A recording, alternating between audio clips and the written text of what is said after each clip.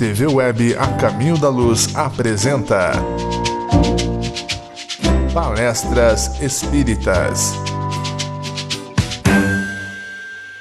Olá, muito boa noite. Antes de tudo, eu gostaria de agradecer a oportunidade de estar aqui em Itapira, o convite amável do nosso Sérgio, do André Luiz, o seu filho, para que estivéssemos nessa região, de certo modo, pela primeira vez.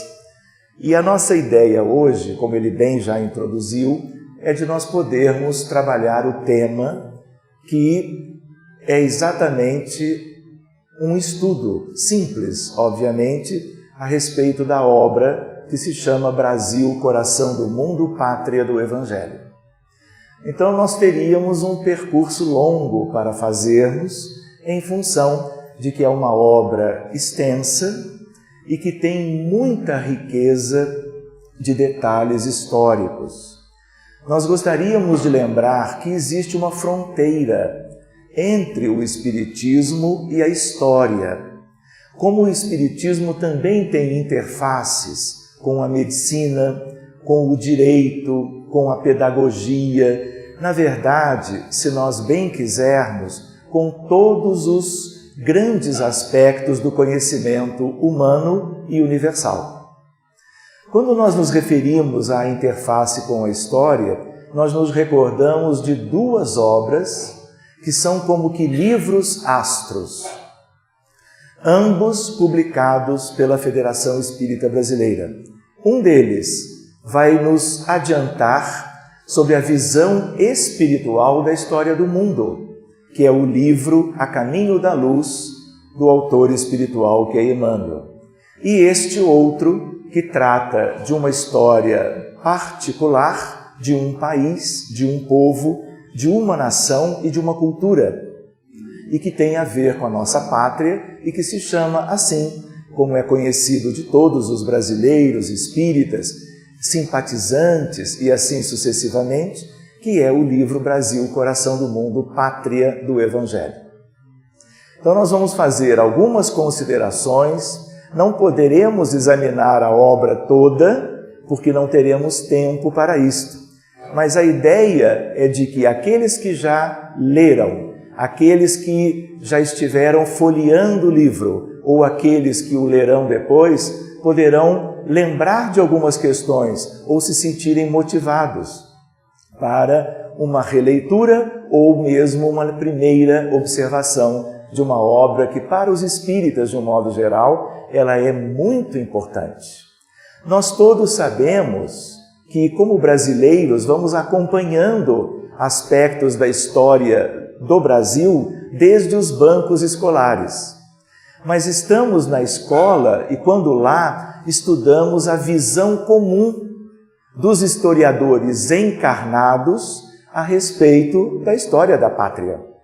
Quando Humberto de Campos é convidado por Emmanuel para fazer parte da sua equipe espiritual, para trazer esta obra e depois outras, a partir do trabalho da psicografia de Francisco Cândido Xavier, nós vamos ver o mundo espiritual se manifestando a respeito. Então, é uma visão diferente. E claro que ela tem pontos em comum com aquilo que nós já tínhamos visto, mas ela vai mais adiante e ela traz considerações muito relevantes para nós todos. Então, vamos buscar algumas reflexões que possam nos trazer subsídios para entendermos melhor como que certas coisas funcionam da pátria espiritual para as questões da evolução dos países, das nações de um modo geral e, no caso particular, a questão propriamente do Brasil. Quando nós olhamos para cá, nós vemos a ideia Brasil, Coração do Mundo, a história do Brasil na visão dos espíritos. E aqui nós temos uma ideia daquela que é propriamente a capa mais recente desta obra, na sua edição habitual pela Federação Espírita Brasileira. Quando nós colocamos assim, o número 1938 significa o quê? O ano da primeira edição deste livro. nós nos recordamos que Humberto de Campos desencarnou em 1934. Portanto, já aqui uma curiosidade. Humberto de Campos era jornalista, era escritor, membro da Academia Brasileira de Letras, ocupava a cadeira número 20 daqueles chamados imortais, por este aspecto, e reparem que apenas com 4 anos após a sua desencarnação, ele já fazia parte de uma equipe espiritual de alto nível, comandada, por dizer assim, por Emmanuel, e que tem a ver com diversos outros espíritos, e que tem a ver, por sua vez, com o trabalho da psicografia de Francisco Cândido Xavier, mostrando para nós que em 4 anos, ele já sendo chamado a colaborar, também denota a sua condição de fazer parte de uma equipe tão especial que foi encarregada de todo um conjunto de desdobramentos a partir da codificação kardeciana. É a mesma equipe de Emmanuel, como autor também de tantos romances e tantas obras relevantes, tanto quanto as obras conhecidas de vocês, do autor que se chama André Luiz. Seguindo adiante, nós gostaríamos de lembrar a ideia do Brasil de ontem. Quando a gente diz o Brasil de ontem, nós queremos lembrar que hoje o Brasil faz parte de um cenário internacional. Ele é conhecido dos governantes de todas as nações do mundo por uma série de conquistas históricas que teve a ver com a evolução de todos os povos e do Brasil também. De tal maneira que naquela época não se podia imaginar o Brasil fazendo parte de algo que Humberto de Campos antecipa há décadas atrás. Porque naquela época o Brasil era muito pouco conhecido e ele não tinha a importância que tem hoje no cenário como que geopolítico, sócio-geopolítico da humanidade. Então isso é interessante, porque também dá para nós uma ideia do valor de um espírito e de uma equipe espiritual que é capaz, por um determinado médium à altura, de antecipar questões que nós não supunhamos na época e que muitas vezes são desconhecidas até hoje.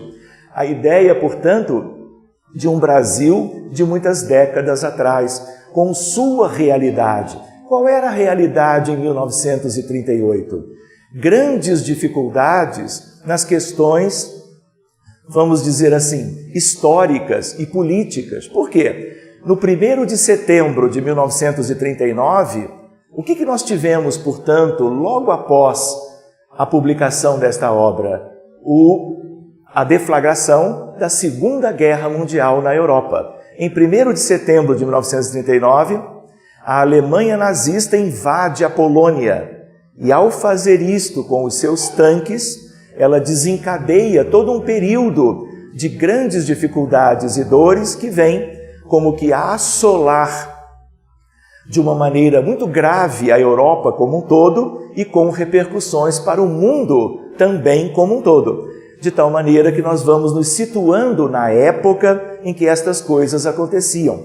Nós nos lembramos que havia pessoas e comunidades que desacreditavam a partir das dificuldades na Europa de que o mundo sobreviveria a esta Segunda Grande Guerra Mundial, tendo em vista as mudanças que aquilo poderia ocasionar. E como vocês sabem, o número de vítimas é contabilizado aos milhões naquele território.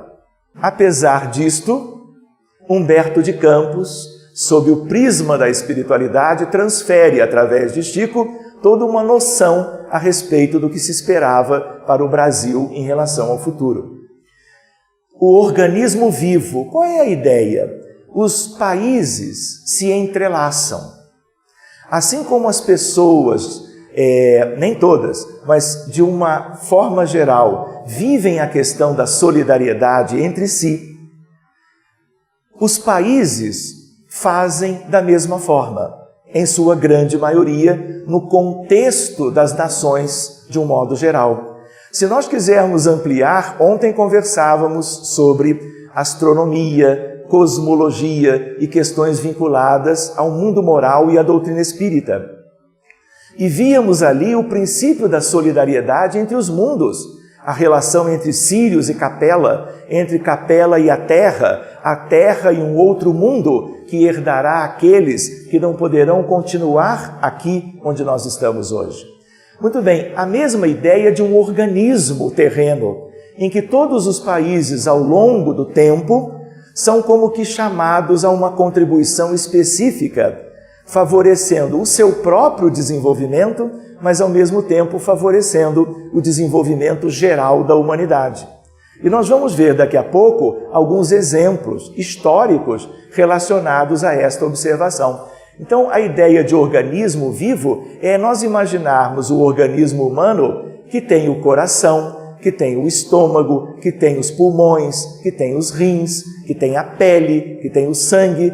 Nós não podemos imaginar o ser humano vivendo apenas com um ou dois órgãos. Na verdade, nós somos uma organização, um organismo tão vivo quanto o corpo físico de qualquer um de nós. E o que acontece é que em determinados aspectos históricos ou momentos históricos, nós vamos ver que um país ou um órgão específico precisa desenvolver um papel especial a bem de si mesmo e a bem de todos.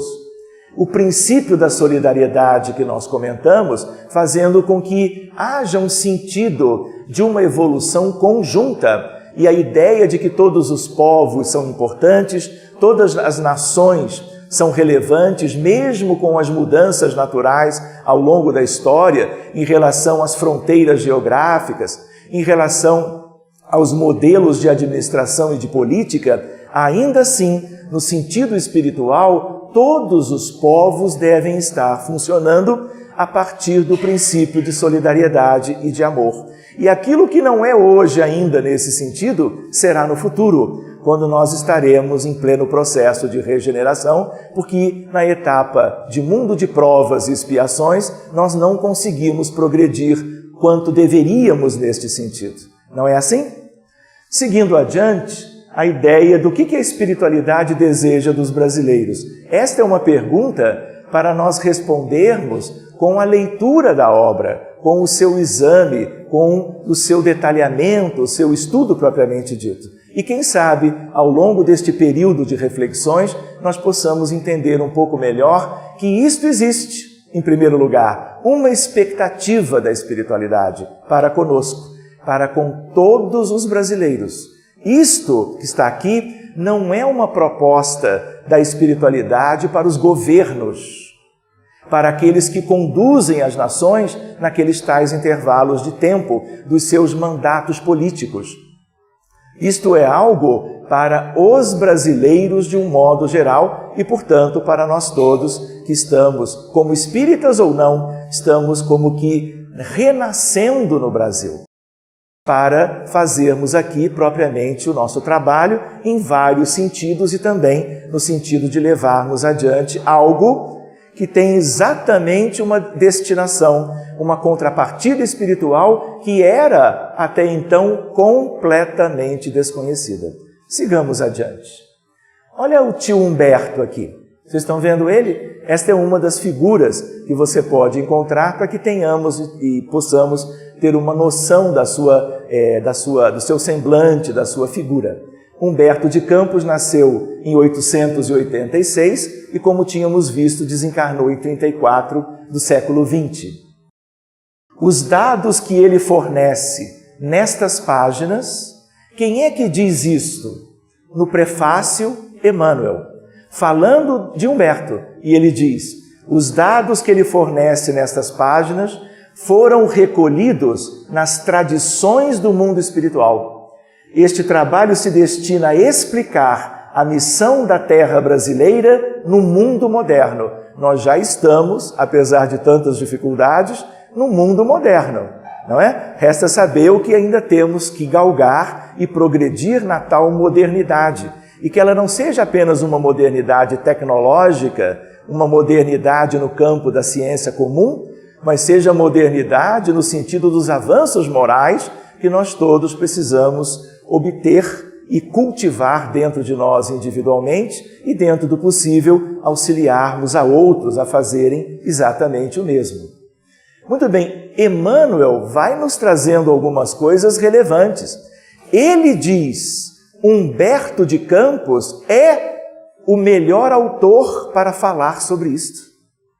E olha que quem está introduzindo Humberto de Campos é justo aquele que é o líder daquele grupo de espíritos que trabalharia através da mediunidade de Chico, para que tenhamos uma ideia da importância deste espírito, que foi brasileiro, jornalista, escritor e que, então, na espiritualidade já desempenha um papel preponderante aqui. Ele diz: o Brasil não está somente destinado a suprir as necessidades materiais dos povos mais pobres do planeta. Como vocês vão ver ou já viram na obra, há uma ideia de que o Brasil poderia ser o celeiro do mundo. E quando a gente vê citado na própria obra, logo no primeiro capítulo, a ideia de Humboldt. Quem era Humboldt?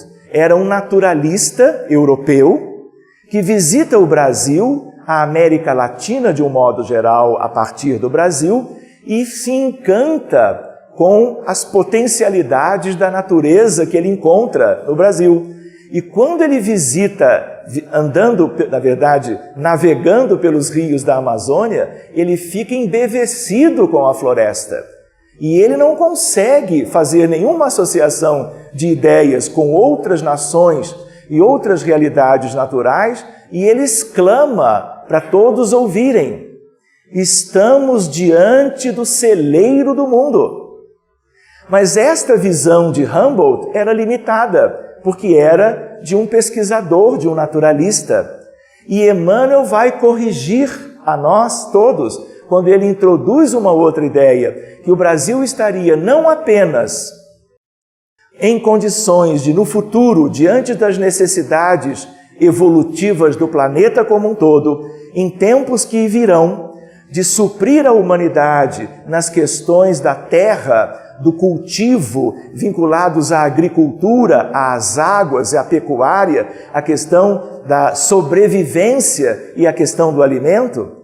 Emmanuel introduz já no prefácio, depois Humberto vai adiante, com a ideia de que a verdadeira missão do Brasil é de celeiro espiritual para a humanidade.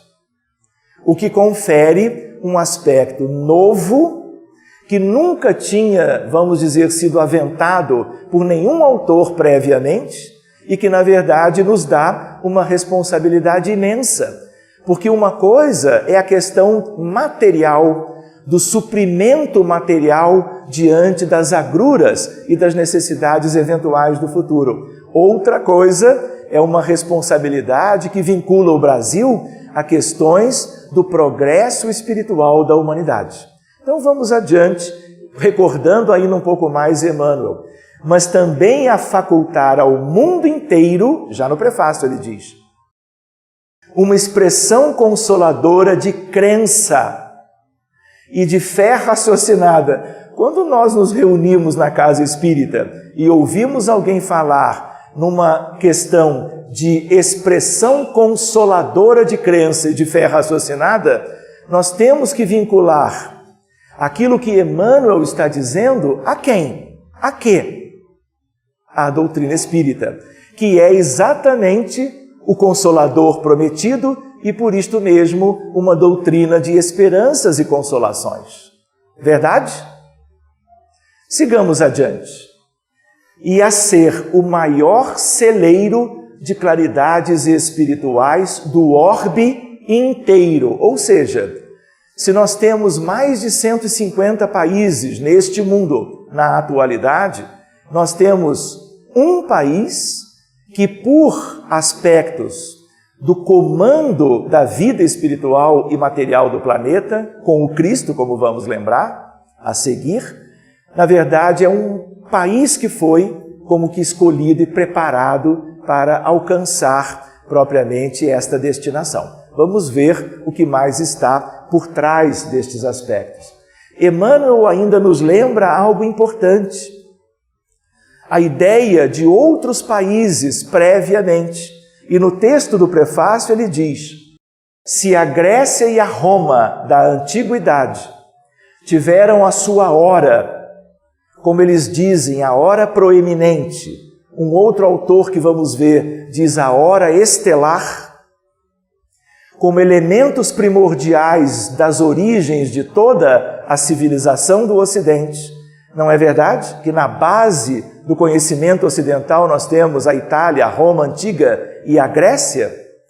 Se o Império Português e o Espanhol se alastraram quase por todo o planeta, se a França e a Inglaterra têm tido a sua hora proeminente nos tempos que assinalam as etapas evolutivas no mundo, o Brasil terá também o seu grande momento. E olha a expressão, terá. O terá significa o futuro. O terá significa uma perspectiva, algo a ser construído. A espiritualidade não vai trazer as coisas prontas. O que ela vem preparando são as condições propícias para que alcancemos no futuro esta meta, com providências de séculos e séculos, para que neste tal futuro nós todos alcancemos essa perspectiva concretamente. O Brasil terá o seu grande momento no relógio que marca os dias da evolução da humanidade, o que não quer dizer que isto acontecerá depois de amanhã, nem na próxima semana, nem necessariamente na próxima década. Sabe lá que questões que o mundo ainda atravessará. Sabe lá o que no próprio Brasil nós teremos, até que as condições todas sejam mais compatíveis com as realizações que estão previstas pela espiritualidade, aguardando a contribuição de todos. Seguindo adiante, vejam só, todo livro tem um índice depois do prefácio. Ali nós colocamos apenas para nós enxergarmos de longe e vermos a ideia de que há propriamente uma evolução cronológica das apresentações. Ainda mais numa obra que vai descrever um período da história de uma nação, ela vai começando a trazer aspectos introdutórios até questões mais próximas da vivência atual, para que a gente então vá se dando conta gradativamente. Como vocês estão vendo, nós temos aqui pelo menos 25 capítulos, o que significaria que nós iríamos passar da meia-noite ou das 2 da manhã, dependendo do que nós fôssemos fazendo na observação e no estudo de cada capítulo. A nossa ideia não é essa, é apenas de procurarmos algumas reflexões para que elas nos ajudem e nos motivem para um estudo particular no âmbito, né, de nos enfronharmos nesses conteúdos lindos que a obra nos ensina. De tal maneira que nós vamos ver logo em seguida sobre o coração do mundo e a pátria do Evangelho. E aí vamos ver uma série de questões, algumas delas que de um certo modo nós conhecemos. Quando a gente lê o título de um capítulo, como, por exemplo, No Limiar da Independência, D. Pedro II, Bezerra de Menezes, A Inconfidência Mineira, Entradas e Bandeiras, a Revolução Holandesa, não é verdade que nós todos ouvimos falar e de alguma maneira estudamos isso nos bancos escolares? Pois bem, hora estelar é sinônimo de hora proeminente. O que é isto? Chegou o tempo daquele povo, chegou o tempo daquela nação ser mais evidente como contribuidora propriamente para o progresso geral de todos. Muito bem, e esse autor nos diz, já não é Humberto de Campos, ele diz: não só os indivíduos e os grupos isolados recebem do Senhor da vinha. Senhor da vinha quem é? Quem é? Não é o Cristo? Não é o guia e o modelo da nossa humanidade? Não é o espírito crístico encarregado por Deus de gerenciar todos os processos materiais e espirituais da evolução deste orbe e da sua humanidade? Pois bem, o Senhor da vinha pode dar missões importantes a indivíduos e grupos e a instituições maiores ou menores, Mas aí o autor introduz a ideia de que também os povos são convocados a expressivas tarefas de ordem planetária, às vezes de relevo, vamos dizer assim, especial ou excepcional. Mas igualmente aí, quando alguém reencarna, trazendo um planejamento reencarnatório, um programa, nós podemos cumprir o programa parcialmente ou na íntegra, o que é bastante raro, não é verdade? Dado ao fato das nossas imperfeições e das nossas distrações nas questões habituais do dia a dia do mundo. Então ele introduz a ideia de que as nações também podem ter designações superiores para, como povos ou nações, cumprirem propriamente aquilo que é designado numa programação de alto nível para aquela realidade ali. De tal maneira que aqui também funciona o livre-arbítrio coletivo a determinar o êxito ou o fracasso das nações missionárias. E aí eu pergunto para vocês, se fizermos uma breve recapitulação, e talvez possamos fazê-la, se nós lembrarmos de algumas nações em certas épocas, vocês, na lembrança ou até numa ideia intuitiva, em geral, os povos concretizaram aquilo que estava programado para eles? Vocês acham que, assim como acontece com indivíduos, podendo cumprir ou não, pode acontecer com as nações. Mas, historicamente, em retrospecto, vocês acham que esse retrospecto é favorável ou desfavorável? Que as nações têm completado ou têm sido à altura daqueles empreendimentos sugeridos? É justo o oposto. Foram raras aquelas que cumpriram. E por que a gente diz isso e lembra isto agora com estes autores que estão nos complementando o estudo? Porque o Brasil corre esse risco. Apesar de toda uma preparação de séculos, a partir das influências luminosas e amorosas do Cristo e dos seus prepostos, tudo vai depender dos reencarnados e reencarnantes futuros na pátria brasileira, do nosso povo de um modo geral. Então vamos buscando outras reflexões. Nós estamos falando do livro Universo e Vida, publicado também pela Federação Espírita Brasileira há mais de 30 anos, há 35 anos, na verdade, de um autor espiritual que é Áureo, que é, no mundo espiritual, o seu nome, mas ele também foi conhecido como outros personagens, e Blaise Pascal e Áureo, a princípio, são o mesmo espírito. É ele que introduz essas questões e lembra que na história recente da civilização ocidental encontramos o povo hebreu a receber o chamamento direto de Jesus. Aonde que Jesus escolheu de se mostrar visível e tangível para que nós pudéssemos ter a sua atividade sacrificial pela humanidade? Que povo, que região ele escolheu de viver? Junto a quem? Exatamente junto ao povo hebreu na Palestina, não é verdade? Pois bem, para a tarefa de liderança espiritual da humanidade, munido o povo hebreu da mensagem evangélica que em primeira mão lhe foi entregue. Por quem? Pelo próprio Cristo. E o que vocês acham que aconteceu a partir disso? Vejam só, nós temos a ideia de que ele não soube entender a sua hora estelar. E, na verdade, não aconteceu isto. O povo rejeitou a dádiva sublime e mergulhou na noite milenar, como diz o autor, das dores crudelíssimas de sua própria dispersão. E aí nós tivemos a divisão pelas diásporas do povo judeu, nós tivemos a destruição no ano de 70 do Templo de Jerusalém, a destruição definitiva, e a ideia, portanto, de que, em função de uma série de dificuldades espirituais e morais, eles não entenderam que Jesus era o Messias prometido. E a partir disto, claro, eles esperam até hoje, inclusive, o Messias, prometido por quem? Pelos profetas do judaísmo que eles conheciam, nos seus escritos, todos eles estão lá no chamado Antigo Testamento.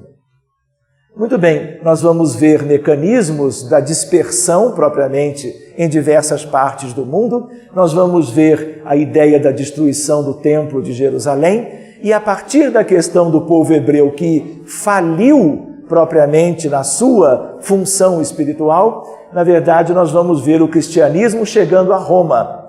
E aí a hora da civilização cristã no mundo soa com um amplo aproveitamento da estrutura político-social do Império Romano. E adiantou? O que acontece depois? O que acontece propriamente com o Império em si? Na verdade, há todo um processo histórico e nós vamos ver, embriagada de sangue e de prazer, de ouro e de ódio, de intolerância e de orgulho, Roma assume a infeliz posição de cruel perseguidora de Jesus, pondo a perder todo um projeto que deveria utilizar a formidável condição material do Império Romano para este império distribuir as verdades do cristianismo em toda a Europa e uma parte da África e da Ásia também. De tal maneira que, por exemplo, sob Nero, nós vamos ver os cristãos sendo espezinhados, torturados, entregues às feras e queimados nas praças. Quando que isto aconteceu? Há mais ou menos 2000 anos atrás. Poderíamos até dizer, foi ontem, porque estas coisas ainda estão vivas na memória espiritual da humanidade, cujos efeitos destas coisas existem no mundo e nos corações das almas humanas até hoje. Sigamos adiante. Nós vamos encontrar a França, dando agora um certo pulo de muitos séculos na história. E aí nós vamos ver uma França que se prepara ou se prepararia para o advento do Consolador. Como é que se dá esta preparação? Com várias etapas. Uma das etapas é a etapa do iluminismo francês. Os enciclopedistas que reencarnaram na França para, através da enciclopédia, haver propriamente uma condensação de todo o conhecimento universal da humanidade, para favorecer propriamente o progresso geral. Depois nós tivemos o episódio da Revolução Francesa, que não era para ser um derramamento de sangue. Afora outras questões, o objetivo era a mudança política no sentido de uma república vir a substituir a monarquia e preparar a França para o que viria depois. Antes mesmo dos enciclopedistas, se nós quisermos voltar um pouquinho mais atrás, nós podemos lembrar de uma figura extraordinária, em que ela concentra todo o manancial de esforços da espiritualidade para preparar a França para estas outras etapas que vieram depois. Quem é esta figura e qual foi a sua importância? Como é que vivia a França antes? Ela havia sido invadida pela Inglaterra e ela, portanto, propriamente um país, a França, sob o jugo inglês. Quem é esta figura que era um espírito extraordinário e que se encarrega, chamada por muitos de Senhora de França, se encarrega de libertar a França da Inglaterra? Vou contar até 5. O nosso André Luiz já adiantou, é a figura, a alma, a pessoa de Joana d'Arc. E ela, um espírito preparado ao longo dos séculos, e como médium, sofre o que se registra na história e outras questões que ninguém veio a conhecer, de foro pessoal, e que, na verdade, tem a ver com a sua missão extraordinária. Então, vocês vejam a França em diversas etapas, caminhando para desempenhar o seu papel. De tal maneira, é o berço da doutrina espírita com Kardec e a codificação. Acendem-se as luzes do Consolador. E aí nós poderíamos listar a figura de alguns deles, como, por exemplo, Voltaire, Diderot, Jean-Jacques Rousseau, Montesquieu, D'Alembert e alguns outros que tiveram uma participação um pouco menor no cenário das enciclopédias. A ideia da França, a ideia da Revolução, mas ela também não resistiu muito tempo. E aí o que acontece? A vaidade, o nepotismo, a cobiça e a violência imergiram a Europa no negativismo e na incontinência. E o que Jesus faz? Transfere, à vista disso, a árvore das suas esperanças para as terras úberes da América, depositando nas mãos do povo brasileiro o estandarte de Ismael. Isso tudo está na obra, todas as etapas, todo o encadeamento, até que nós tivéssemos propriamente algumas questões históricas de alta relevância para que o Brasil fosse gradativamente preparado para tal.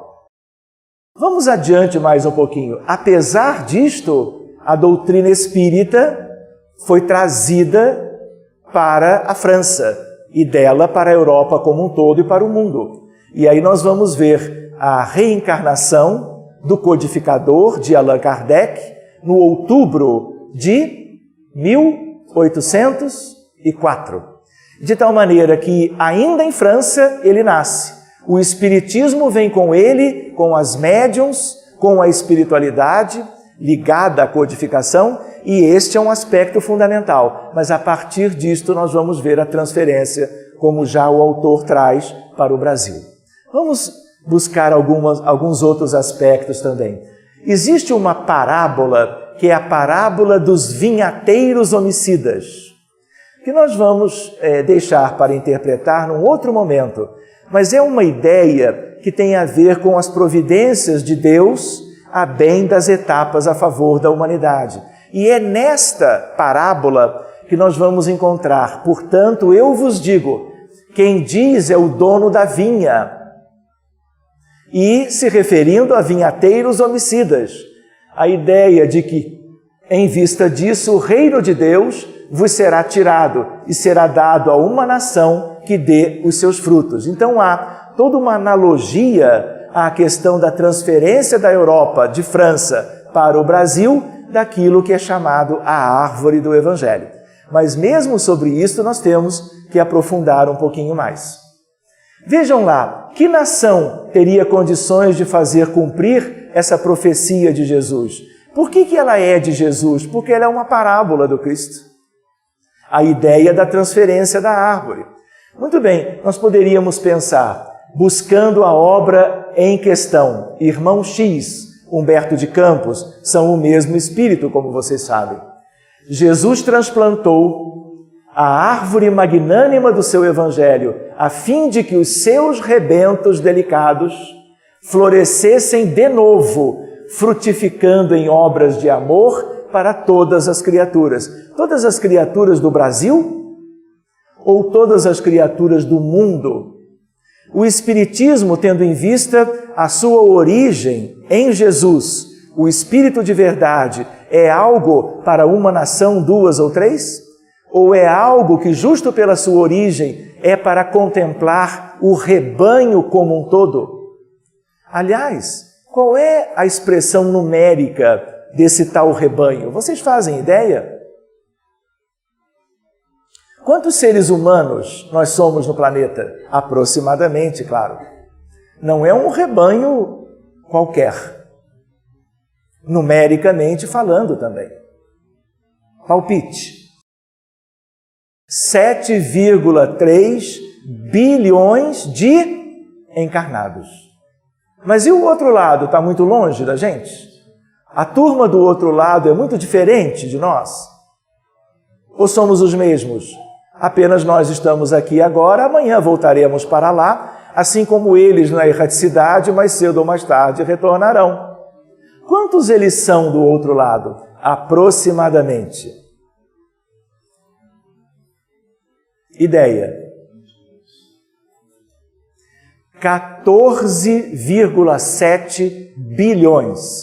Se nós somarmos os de cá e os de lá, nós vamos chegar a uma ideia que Emmanuel revelou no livro Roteiro de 22 bilhões de seres humanos, evoluindo juntos como uma grande família, a família humanidade terrena, de tal maneira que as noções e as questões todas de conteúdo doutrinário espírita é para todos, como foram para todos todas as outras providências anteriores a bem da humanidade toda, no Oriente e no Ocidente, para onde Jesus encaminhou seus prepostos, seus missionários, seus amigos mais próximos, na grande hierarquia espiritual que serve a Jesus, servindo a humanidade em todos os tempos.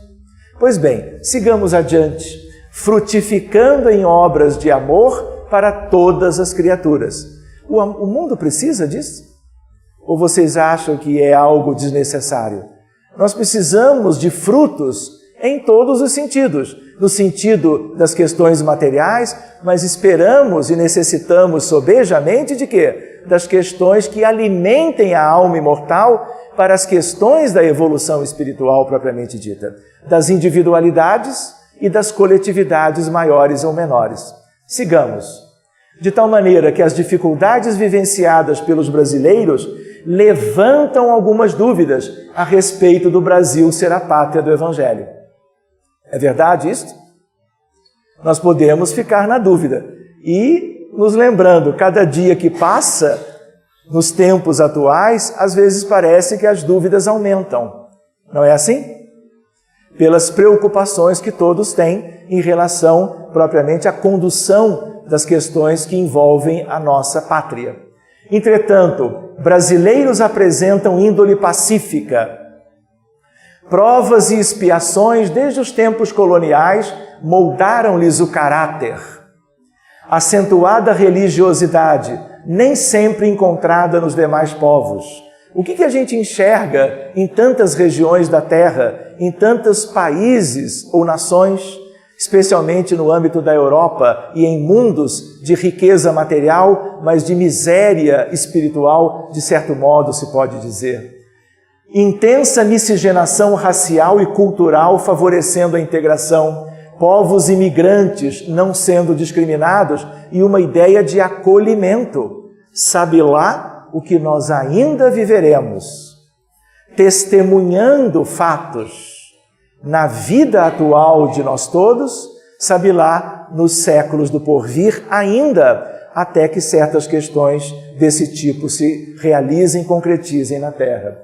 Muito bem, nós vamos adiante e buscamos no Grupo Confúcio. O que é o Grupo Confúcio? O grupo que deu origem ao Grupo Ismael, o grupo mediúnico da Federação Espírita Brasileira, centenário, que existe até hoje, tanto na sede histórica na Avenida Passos, como na sede mais geral, já há alguns anos, que é a sede de Brasília. Nesse Grupo Confúcio lá atrás, quem é que se manifestou de novo? Se manifesta Ismael dizendo: o Brasil tem a missão de cristianizar. É a terra da promissão, a terra de todos, a terra da fraternidade, a terra de Jesus, a terra do Evangelho. Na era nova e próxima na visão espiritual, podem ser séculos depois, claro. Abrigará um povo diferente pelos costumes cristãos. Ele antecipando. Esta mensagem, ela é anterior à publicação da obra de Humberto de Campos. Mas ela traz a mesma ideia e por isso nós a colocamos para reflexão conjuntamente. Cumpre aos que ouvem os arautos do espaço, que convocam os homens de boa vontade para o preparo da nova era, reconhecer em Jesus o chefe espiritual. E aí ele vai buscando a ideia de missão dos espíritas no Brasil, divulgar o Evangelho em espírito e verdade. E aí ele conclui: onde estiver esta bandeira, que é uma bandeira branca que diz Deus, Cristo e caridade, aí eu estarei. E nós vamos, em seguida, conversar um pouco sobre Ismael, mas antes sobre Eliu ou Iléu, que tem um papel preponderante em tudo isso que nós estamos começando a estudar. A tal parábola nós já tínhamos visto, o Espiritismo no Brasil e o papel dos espíritas, de tal maneira que fará este povo escolhido da divina outorga que foi laureado. Não é uma outorga, não é uma incumbência, não é uma missão ou uma tarefa para um país como um todo. E o autor diz: missão não é imposição, é título de confiança e de esperança. Vejam como que a espiritualidade faz. Investimento de excelsas expectativas, sementeira que só pode germinar, florescer e frutificar se obtiver dos seus depositários os cuidados que merece. Quem são os depositários? Os brasileiros. Se nós não cuidarmos, acontecerá? Não. Se nós não trabalharmos, isto tudo será realidade ali adiante? Também não. Dependerá de 2 ou 3? Ou dependerá da grande maioria? Da grande maioria. Nós temos que nos ver como um só povo, uma só nação, solidários entre nós e relembrando a obra e aquilo que nos leva a refletir e a buscar condições íntimas, condições pessoais que nos remetam propriamente a uma tarefa de grande porte que reúne a brasilidade como um todo, o povo brasileiro propriamente já de alguns anos do passado e que nos acompanhará nas encarnações futuras. Eu pergunto para vocês, quem são os brasileiros? Os brasileiros, na verdade, são brasileiros. O que é ser isto, um brasileiro? É nascer no Brasil. Não é verdade? Se nós temos os pais brasileiros, mas estão em missão num outro país, e eles nascem num outro país, já não são brasileiros, é verdade. Mas o que a gente quer dizer com isto? Espiritualmente, o Brasil é antigo? Quanto tempo nós temos de pátria? De que época para cá? De 1500. Do descobrimento para cá. 500 anos é muita coisa? A história recente da humanidade, descrita nos livros, é de 5.000 anos, um pouco mais. Nós estamos num Brasil que existe há 500. De onde nós somos? Naquela época, quem eram os verdadeiros brasileiros? Os índios, os nativos, que no processo de colonização sofreram amargamente e, num certo sentido, foram praticamente dizimados pelos europeus que vieram para cá, de um único país na Europa, que também teve, e nós vamos comentar em seguida, a sua hora estelar. Nos tempos da navegação, dos grandes navegadores, e vamos relacionar isto à ideia da árvore transplantada para o Brasil também. Se nós considerarmos essas coisas, nós vamos nos lembrando que, de certa maneira, o povo original daqui eram os nativos. Vocês se acreditam como que descendentes dos índios, do ponto de vista de já terem vivido aqui tantas outras vezes? Na verdade, não. A espiritualidade explica que as almas dos atuais brasileiros, de brasileiros recentes, são almas de outros países, de outras culturas, que, fatigadas pelas guerras, pelas lutas fratricidas, desistiram dos seus lugares de origem, onde supostamente a violência continuaria ceifando vidas e atrasando o desenvolvimento de seus povos. Muitos de vocês têm origem dos mais diversos países do planeta. E por permissão e por um movimento de almas ou espíritos, vem renascendo no Brasil. No fundo, para muitas questões evolutivas, uma delas, conhecerem o Espiritismo na árvore plantada aqui, fazermos um curso avançado de doutrina espírita. Para continuarmos no Brasil, não necessariamente. Muitos de nós conseguimos vir para cá e deixamos espíritos afins de família não consanguínea nos lugares de origem, na Europa, na África, na Ásia e assim por diante, do chamado antigo continente ou do velho mundo, que é especialmente o europeu. E porque nós viemos para cá e tivemos esse, vamos dizer assim, por um lado um mérito, mas por outro lado uma incumbência também, mais cedo ou mais tarde voltaremos, reencontraremos aqueles nossos afins e levaremos o quê? os frutos da árvore no altar do coração e da mente, para podermos levar de volta e vermos essas coisas todas do Evangelho redivivo se espraiando na direção do mundo como um todo. Mesmo que não imaginássemos isto, na verdade é um processo natural e também é um recurso de difusão da doutrina espírita que veio para permanecer definitivamente na realidade do nosso planeta. Vamos adiante mais um pouquinho. Se outros povos atestaram o progresso pelas expressões materializadas e transitórias, o Brasil terá a sua expressão imortal na vida do espírito, representando a fonte de um pensamento novo, sem as ideologias da separatividade e inundando todos os campos das atividades humanas de uma nova luz. Que luz é esta? É a luz própria das almas reunidas no Brasil? Não. É a luz que nós podemos deter em nossas mãos, que nós podemos sorver da espiritualidade nos conteúdos evangélicos doutrinários, para que aquilo nos modifique internamente e para que possamos gradativamente ir cumprindo, de certo modo, o nosso papel como indivíduos. De tal maneira, colocar uma outra ideia que é complementar. Peçamos a Deus que inspire. Olha o que ele diz no prefácio ainda. Algo de quantas décadas atrás? E quando fazemos a leitura, parece que poderia ter escrito hoje. Olha lá. Peçamos a Deus que inspire os homens públicos. E atualmente, no leme da pátria do Cruzeiro, poderíamos pensar nisso há uma década, 2, 3 ou 4, ela é atual e será atual por muito tempo.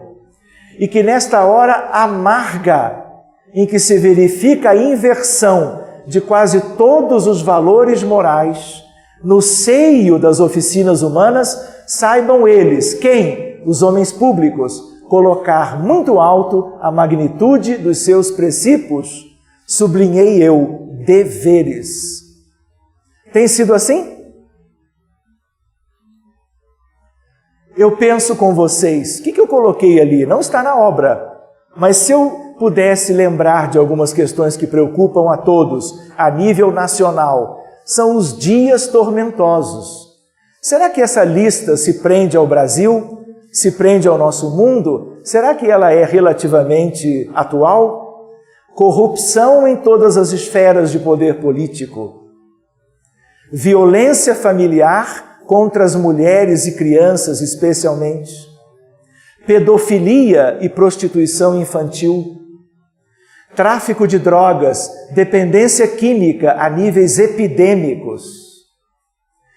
Violência nas ruas e nas comunidades, níveis alarmantes de criminalidade. O que mais na lista? Presídios superlotados e degradantes, corrupção e violência policial, abortos induzidos aos milhares por ano no Brasil inteiro, saúde e educação públicas de péssima qualidade, exclusão social de comunidades carentes. Isso é nosso? Nós vamos ter que vencer isso tudo. Se a gente pensar bem, dá até a ideia de que nós retrogradamos de décadas para cá.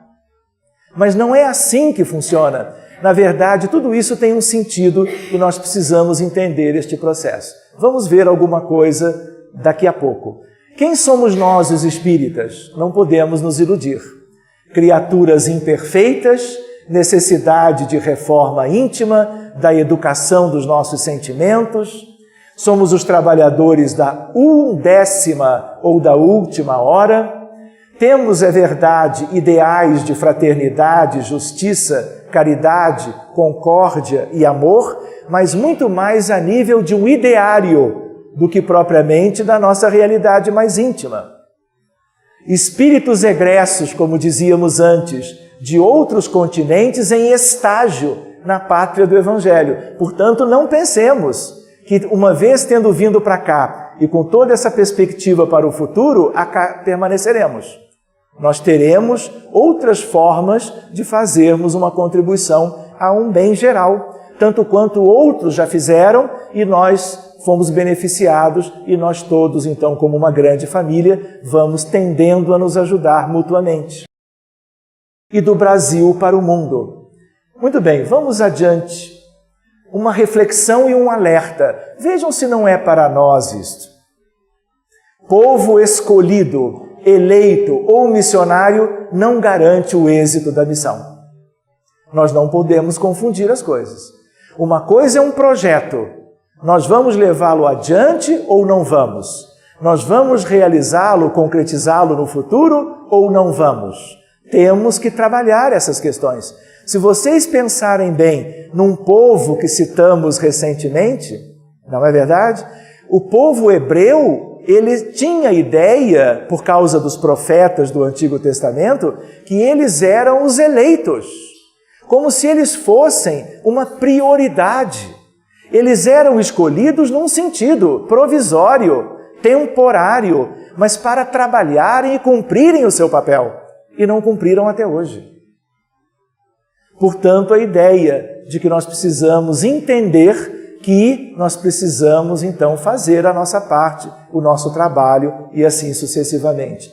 De tal maneira que a lembrança, de novo, para não incorrermos no mesmo erro, lembrando, inclusive, que muitos dos hebreus de há 2000 anos, um pouco antes e um pouco depois, estão no Brasil, muitas vezes, inclusive na atualidade, reencarnados aqui, para fazerem o tal estágio, para poderem compreender melhor uma série de questões que ficaram para trás, porque não alcançaram a perspectiva espiritual para aquele povo de uma destinação com vistas a acolherem o Messias e levarem a boa nova e as questões da cristandade adiante.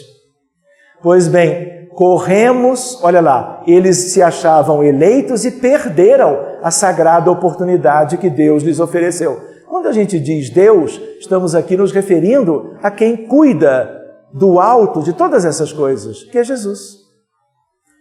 Corremos o mesmo risco, apesar dos enormes preparativos do governo da vida. O mesmo risco.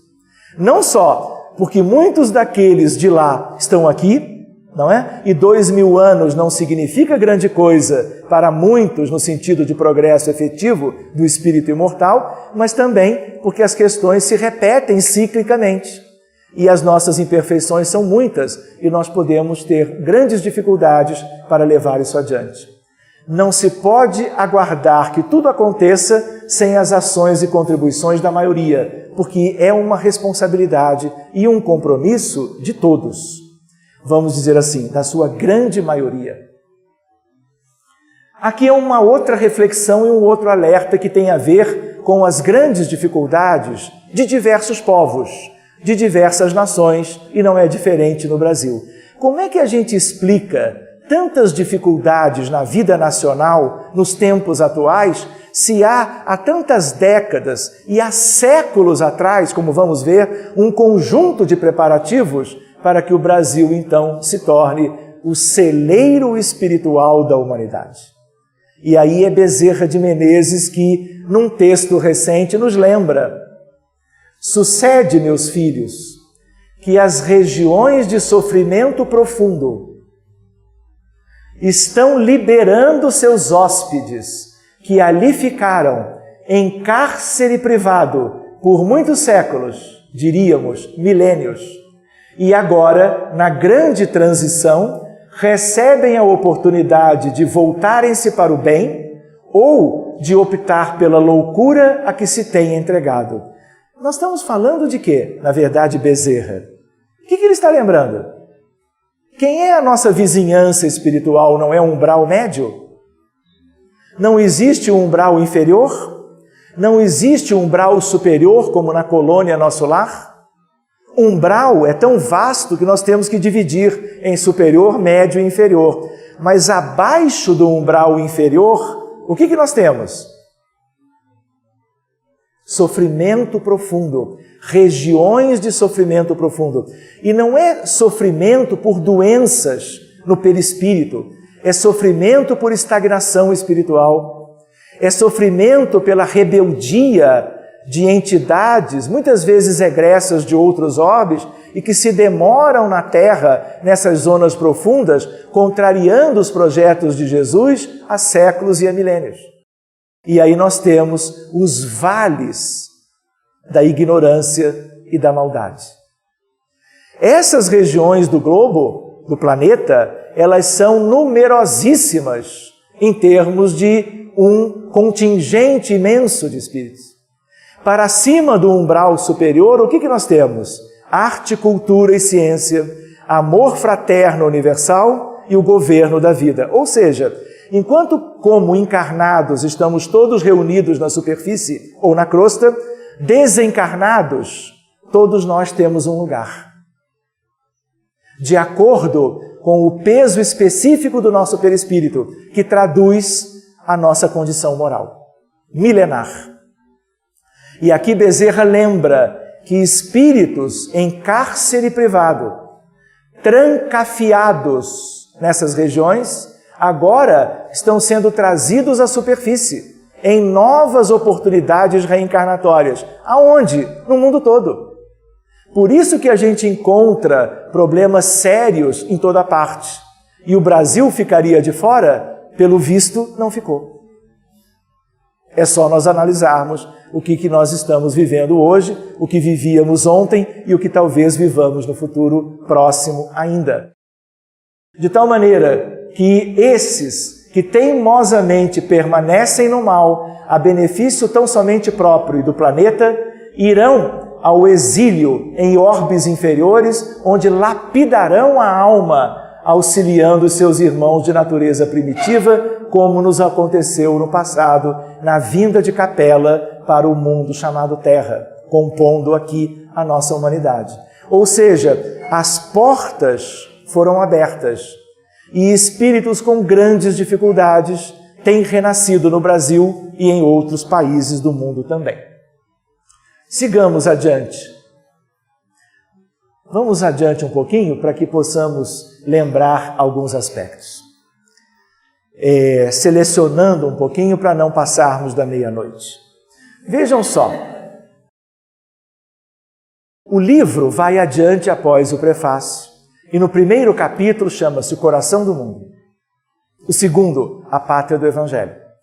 E aí nós vamos encontrar a ideia de Jesus visitando a Terra mais uma vez. Ele tinha vindo, quando? 2000 anos atrás. E numa certa altura, no final, no último quartel do século XIV, 1375 aproximadamente, portanto, quase 14 séculos depois, nós vamos ver Jesus e uma coorte de espíritos angélicos, vinculados detidamente ao Messias, vem à Terra para auscultar o que o mundo e a humanidade fez com o cristianismo que ele implantou a partir do seu sacrifício pessoal, crístico, e a partir do Evangelho que ensina à humanidade tudo aquilo que ele desejava e Mateus, Marcos, Lucas e João deixaram de forma definitiva para a humanidade como médiuns psicógrafos que eles eram, sob a tutela e o controle do próprio Cristo. Vocês acham que ele ficou admirado, Jesus, positivamente, quando ele se aproximou da Terra naquela época? Vocês acham que ele veio, acenou para todos e voltou satisfeito para o seu trono solar? O que vocês imaginam? Era época esta do quê? O que nós vamos encontrar ali? Nós vamos encontrar o período das cruzadas. E ali nós tivemos, lamentavelmente, com uma espécie de motivação relacionada ao cristianismo, na verdade, muito mais a um catolicismo, de uma desvirtuação ou desvirtuamento do cristianismo primitivo, na invasão do norte da África, quanto à tentativa de fazer os árabes de se transformarem como cristãos. E o que houve ali? Uma devastação. guerras sucessivas. Então, ao contrário, Jesus se dá conta de tudo aquilo e reúne algumas pessoas ou espíritos para tratar de iniciativas novas para uma atualização de providências e algo que pudesse favorecer o futuro do mundo. E vejam só, o mundo político e social do Ocidente exausto, exaurido pela violência desmedida dos conflitos e das guerras sanguinárias. As sombras da idade medieval confundiram as lições do Evangelho. Vocês têm essa noção. O cristianismo verdadeiro perdurou apenas até o IV século, até a época em que a igreja, que ainda era uma igreja que manifestava o cristianismo do Cristo, ela se une ao Estado por ocasião, vamos dizer, do governo de Constantino Magno. Aí nós tivemos um benefício, mas ao mesmo tempo um grande prejuízo. Qual foi o benefício? Como a igreja se uniu ao Estado, os cristãos deixaram de ser perseguidos pelo Estado. Mas em contrapartida, nós tivemos o maior desvio do cristianismo que se podia imaginar. E se transformou ele numa coisa completamente diferente e por isso mesmo distanciada do Evangelho de nosso Mestre Jesus. Nós mesmos temos a ver com todas essas questões, porque se hoje estamos no Brasil, onde é que nós estávamos no passado? Pois bem, de tal maneira que ensanguentando todas as bandeiras do mundo cristão. E foi nesta época, no último quartel do 14, que o Senhor desejou realizar uma de suas visitas periódicas à Terra, a fim de observar os progressos de sua doutrina e de seus exemplos. Aonde? Nas igrejas? Havia muitas. Mas o que lhe interessava a Jesus? Os templos de pedra erigidos pela consciência equivocada e materialista daqueles que se arvoraram no direito de realizá-las em nome de Deus e de Jesus? Claro que não. Ele veio buscar o quê? Verificar isto no coração das pessoas. E aí que ele se desapontou muito. E a história do livro e do Brasil começam aí. Eliu. Quem é Eliu? Eliu ou Iléu? São duas maneiras para nos referirmos a um mesmo personagem. Eliu em árabe, Iléu em hebraico.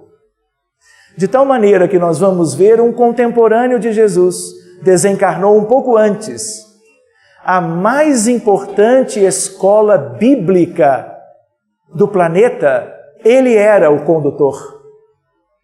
O espírito vinculado a todos os problemas sociológicos da Terra, por designação de Jesus. Só havia uma outra escola, que era a escola de Shammai, mas eles eram diferentes entre si, mas eram as duas grandes escolas do judaísmo, dos ensinamentos bíblicos, de tal maneira que é ele, o amigo do Cristo, que o recebe a toda a sua falange, e aí eles interagem da seguinte maneira. Eliu, vejam que encontro memorável, disse a voz suave e meiga do mestre a um de seus mensageiros, encarregado dos problemas sociológicos da Terra. Meu coração. Vocês já imaginaram escutar Jesus falando isso? Eliu escutou, e muitos outros estavam ali. Se enche de profunda amargura, vendo a incompreensão dos homens no que se refere às lições do meu Evangelho, 14 séculos depois. Por toda parte é a luta fratricida como polvo de infinitos tentáculos, a destruir todas as esperanças. Recomendei-lhes que se amassem como irmãos. Não é verdade?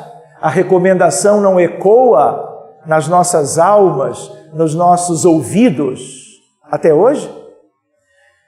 E os vejo em movimentos impetuosos, aniquilando-se uns aos outros como Caíns desvairados, nas guerras e lutas daquela época. Infelizmente não vejo. E aí o que acontece? quando Jesus se depara com tudo aquilo, na companhia dos anjos e na companhia do próprio Eliú ou Iléu, Jesus vai um pouco adiante e diz: diante do que eu estou vendo, mais ou menos assim, infelizmente não vejo senão o caminho do sofrimento para modificar tão desoladora situação. Só que sofrimento para quem? Para a humanidade inteira.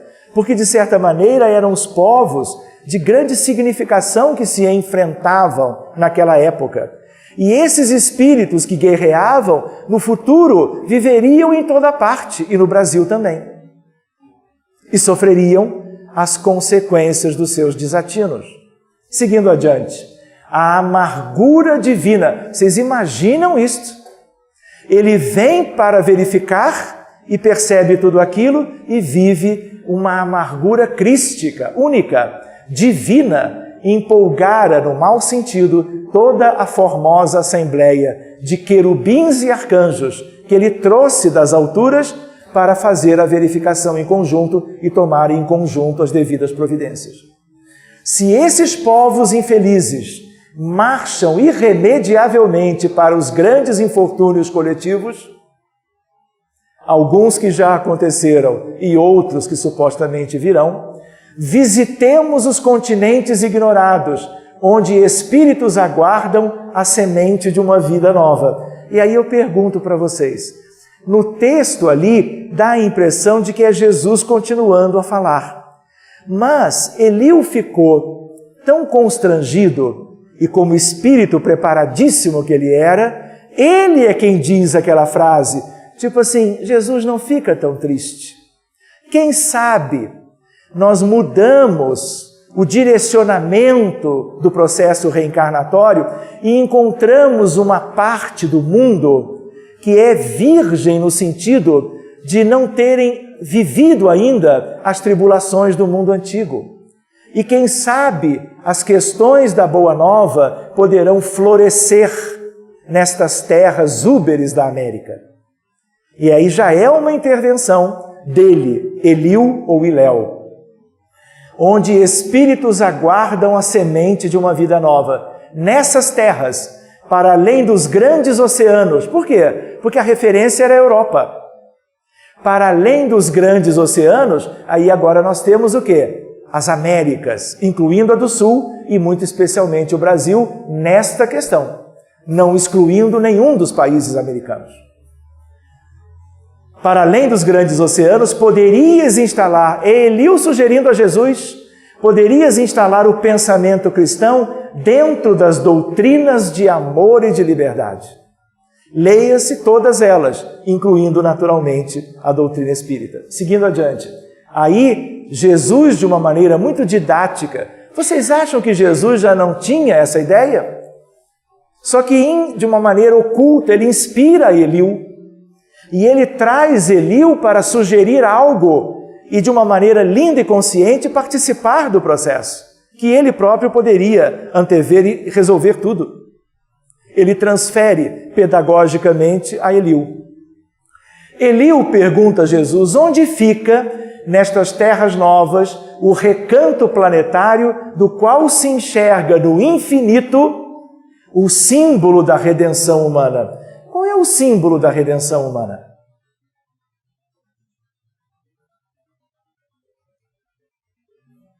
A cruz. O que se enxerga no alto, no infinito, num céu claro, à noite? Várias constelações. Qual é aquela que tem a ver com as questões históricas do Cristo? O Cruzeiro do Sul. E Jesus então pergunta, provocando a resposta de Eliú, esse lugar, olhem que coisa linda, Eliú dizendo, esse lugar de doces encantos, mestre, de onde se veem no mundo as homenagens dos céus, das estrelas, aos vossos martírios na terra, fica mais para o sul. E aí ele como que convida o pensamento de todos a convergirem para o Brasil e para, portanto, a América do Sul. Sigamos adiante. Olhem que lindo! Jesus, mãos erguidas para o alto, se Jesus ergue as mãos, ele se refere a quem? Ele é o maior de todos. Quem está acima dele? Deus. Jesus, naquele momento e naquele encontro, ergue as mãos para o alto, como se invocasse a bênção de seu Pai para todos os elementos daquele solo extraordinário e opulento, e exclama: para esta terra maravilhosa e bendita será transplantada a árvore do meu evangelho de piedade e de amor. No seu solo dadivoso e fertilíssimo, todos os povos da terra aprenderão a lei da fraternidade universal. O mundo antigo e o mundo atual conhecem essa lei? Tudo não é incipiente quanto a isto no mundo? E no Brasil também? Não somos aprendizes menores de tudo isto? Quanto tempo necessitaremos? Mas uma ideia linda de mais ou menos 600 anos atrás, 1400. Reparem quanto tempo que a espiritualidade precisa para organizar o futuro, agindo 600 anos antes. O que acontece 100 anos depois daquela época? Na altura de 1500, a etapa seguinte. A primeira etapa foi este encontro. O trabalho e a projeção e a organização inicial. Qual foi a segunda providência? O descobrimento do Brasil. Etapa 2. E aí eu pergunto para vocês, querem ver como é que são as coisas lá entre eles, numa ideia de céu? Aproveitaremos o elemento simples de bondade, o coração fraternal dos habitantes destas terras novas, e mais tarde ordenarei a reencarnação de muitos espíritos já purificados no sentimento da humildade e da mansidão entre as raças oprimidas e sofredoras das regiões africanas, para formarmos o pedestal de solidariedade do povo fraterno que aqui florescerá no futuro, a fim de exaltar o Evangelho meu, no caso de Jesus, nos séculos gloriosos do porvir. Qual é então a ideia? Existe um poema que Emmanuel refere, que é um poema de Olavo Bilac, que tem a ver com a música brasileira. As três raças tristes. E essas três raças tristes têm a ver com isto. Qual é a primeira delas citada aqui como elemento simples de bondade? Quem eram os simples e bons? Os verdadeiros donos àquela época do descobrimento, que eram os silvícolas, os índios brasileiros. Quem eram aqueles habitantes de coração fraterno, muitas vezes, destas terras novas? Quem seriam eles? Os portugueses, o povo mais pobre da Europa. E de propósito, há uma referência, o povo mais trabalhador e mais humilde da Europa. É este povo a quem, pelas providências, o alto entrega o descobrimento e a colonização. Se vocês se lembram da história, todo o restante dos países da América foram colonizados, no caso da América Latina, por Espanha. E não era para ser, era para ser através dos portugueses. E a outra questão, que é a questão dos que vieram depois, outra raça oprimida, gravemente aviltada. E através das questões da escravidão, os navios negreiros vieram a reencarnar inicialmente em África e vieram, por questões próprias, serem trazidos para viverem no Brasil. E aí nós vamos ter progressivamente a fraternidade, a união das três raças tristes, que vieram a compor a base do nosso povo. Não é verdade? Nós podemos fazer outras ilações, mas essas são históricas na historiografia espiritual do Brasil. Aqui, Eliu, sob a luz misericordiosa das estrelas da cruz, ficará localizado o coração do mundo.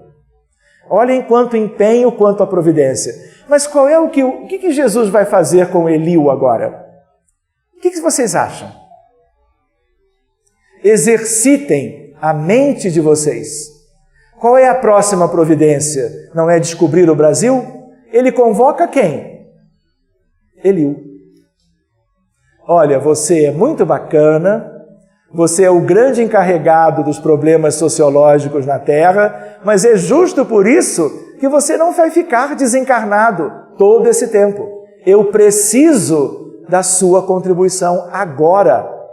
E aí ele providencia o nascimento daquele que se tornaria uma das figuras mais extraordinárias, vinculada à hora estelar de Portugal, que tem a ver com o movimento do descobrimento do caminho marítimo para as Índias, e lá na ponta de Sagres, em Portugal, a formação da escola de navegação de Henrique de Sagres.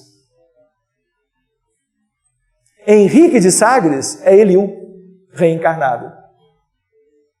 Eliú era quem? Qual era a origem de Eliú? Não era judaica? Ele não era o grande instrutor da mais importante escola bíblica do mundo judeu, hebraico? Então, a raiz da árvore tem a ver com os profetas do Antigo Testamento. O tronco da árvore é o cristianismo com a vinda de Jesus e os seus evangelhos de amor. E a copa da árvore é a doutrina espírita. Quando se transplanta uma árvore, é um processo delicado e oneroso para a árvore e para o solo de onde foi extraída e para onde vai ser destinada no futuro. A árvore traduz toda a sua história. Quando nós vamos examinar a figura de Cabral, a figura de Cristóvão Colombo, de Fernando de Noronha, são todos judeus.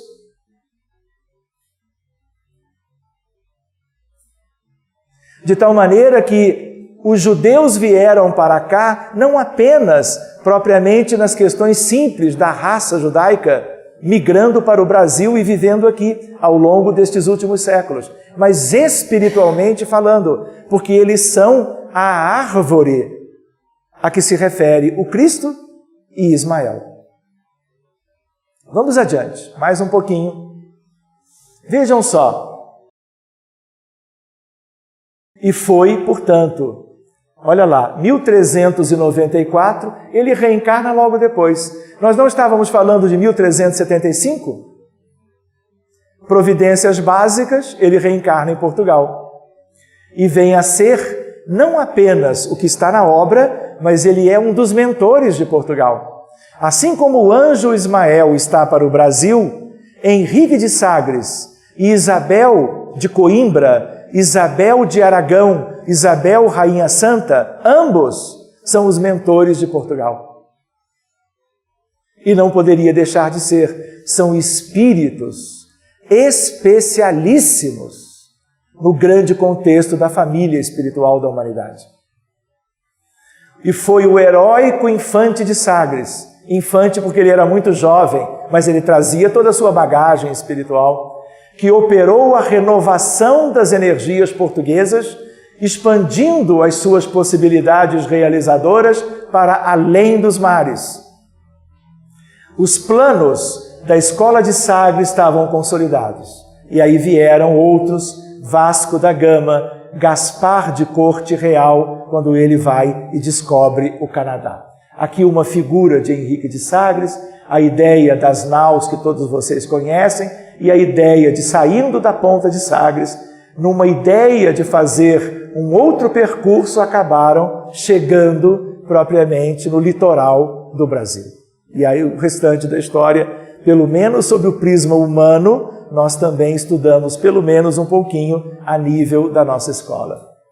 E vejam que coisa linda, Jesus não se afasta de todo. Um século depois ele volta, ele vem conferir.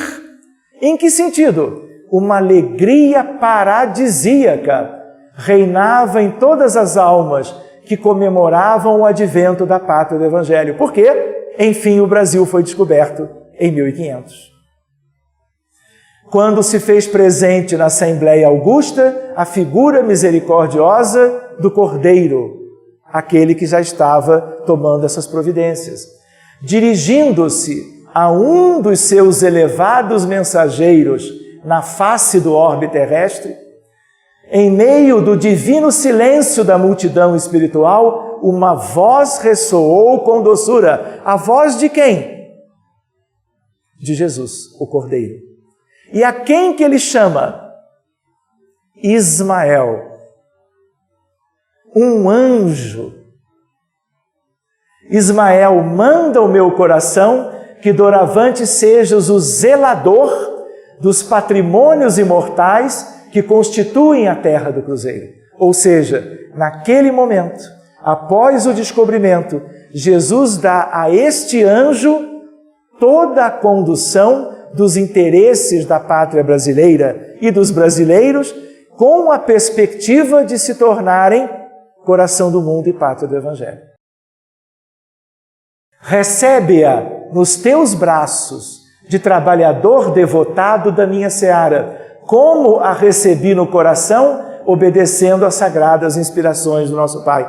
Vocês lembram quando Jesus põe as mãos para os céus, como que suplicando a Deus que aquela providência tivesse o seu curso? Ismael e Jesus fazem disso um outro momento análogo. E aí nós vamos ver a conversa entre os dois é memorável. E na sua humildade angelical, Ismael dá a ideia de que ele então arcaria com essa responsabilidade.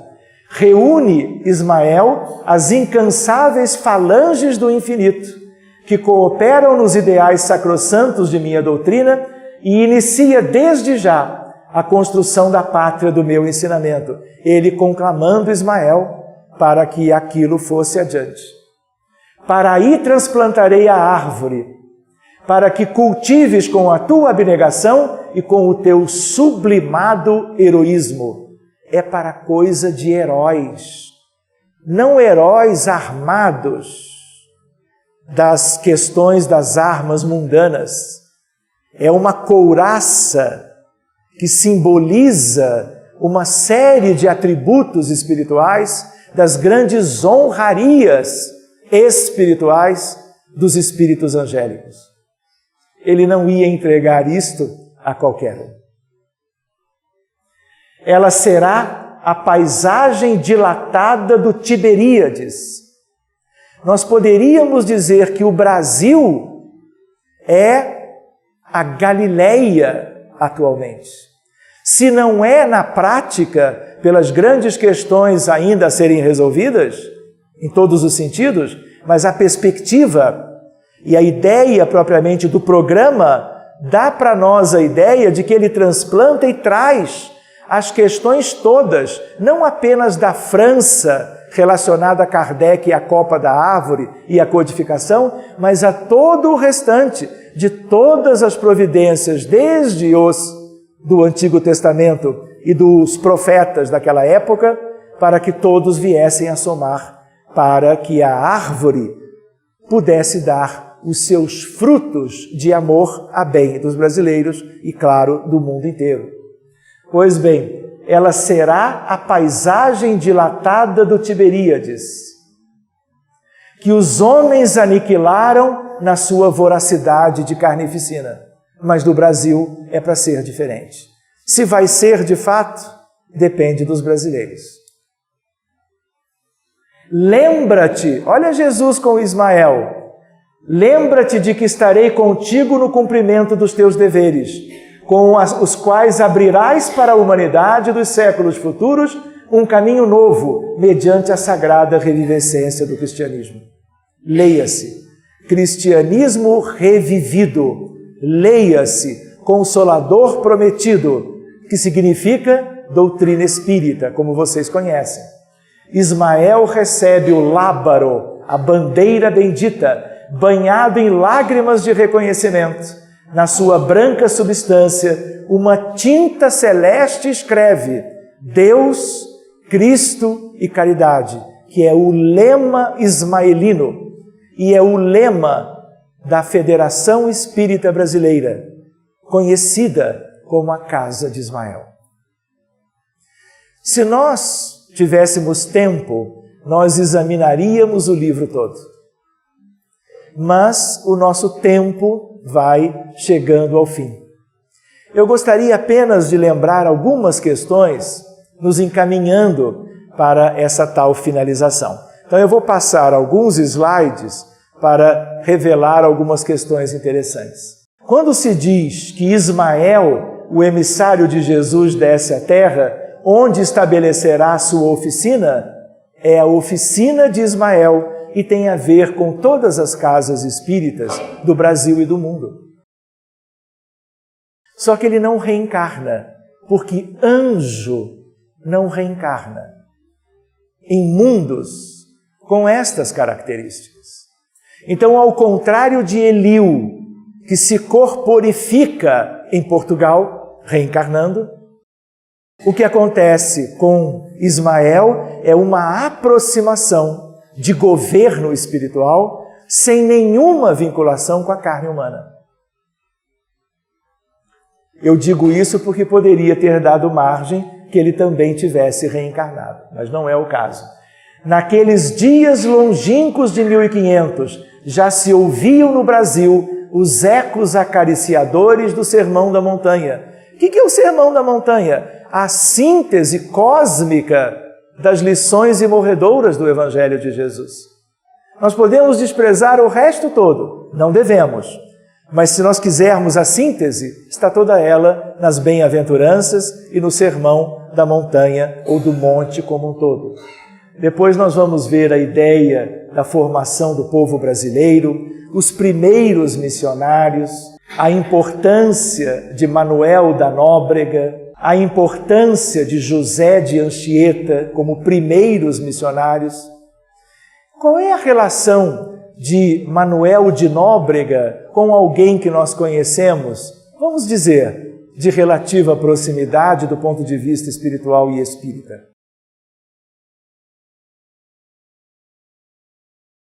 Quem é Manuel de Nóbrega no mundo espiritual? Emmanuel. Quem é José de Anchieta? Quando ele retorna, ele é Fabiano de Cristo. José de Anchieta é aquele que evita que a Inquisição viesse para o Brasil. A Inquisição que já tinha da Espanha chegado a Portugal. E ela poderia ter vindo, comprometendo drasticamente os planos de Ismael e do Cristo.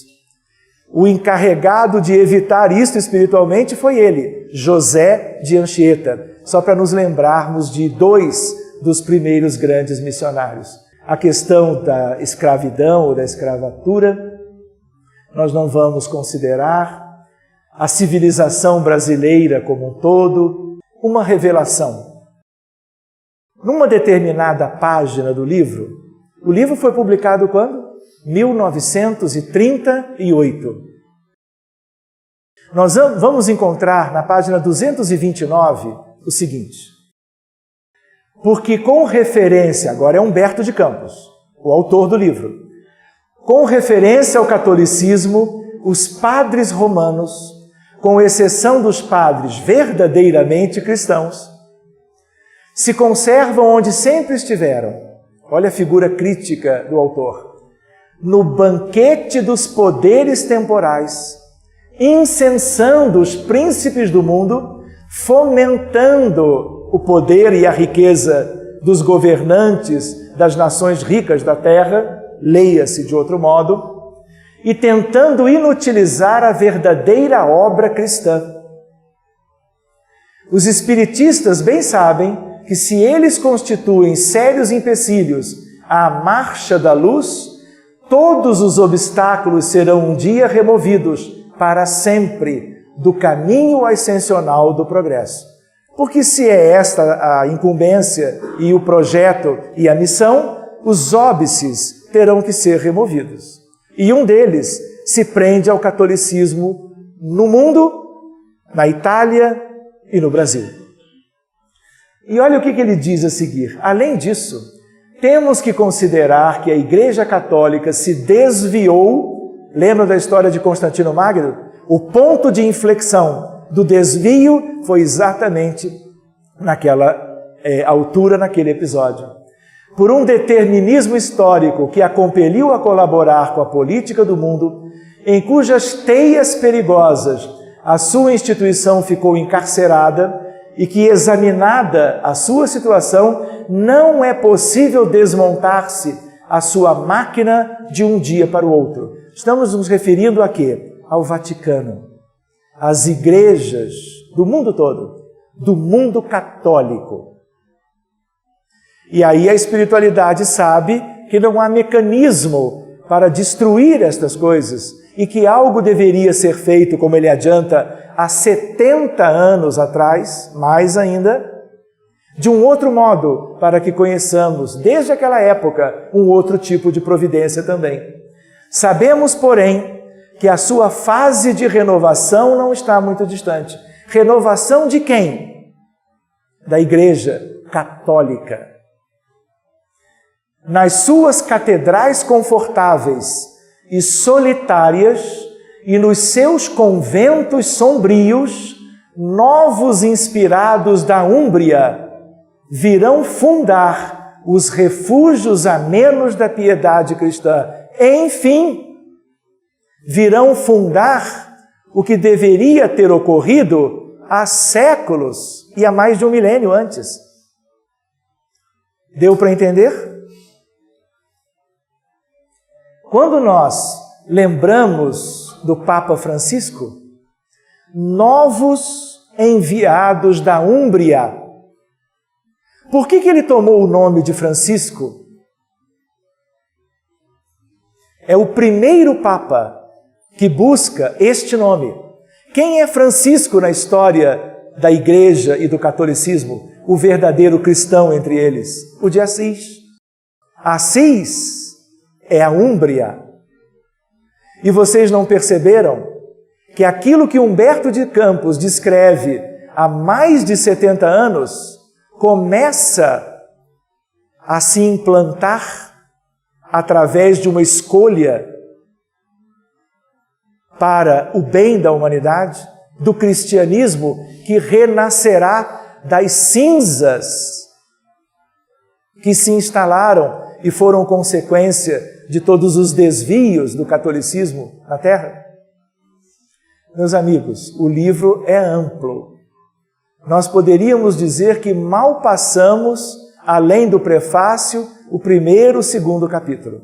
Mas o que fica, ou talvez possa ficar, é o estímulo, a motivação para uma leitura pormenorizada, detida, para que nós possamos sorver esses conhecimentos reveladores e nos situarmos melhor neste que é um alerta para os brasileiros quanto a um projeto sublime, arquitetado nos planos mais altos que nós conhecemos e que contempla a humanidade inteira na dedicação do povo brasileiro por ela, de agora para o futuro.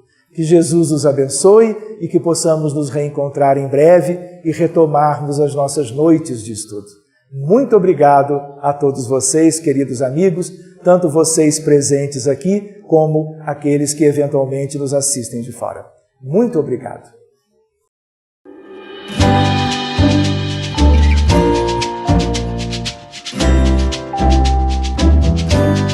A TV Web A Caminho da Luz apresentou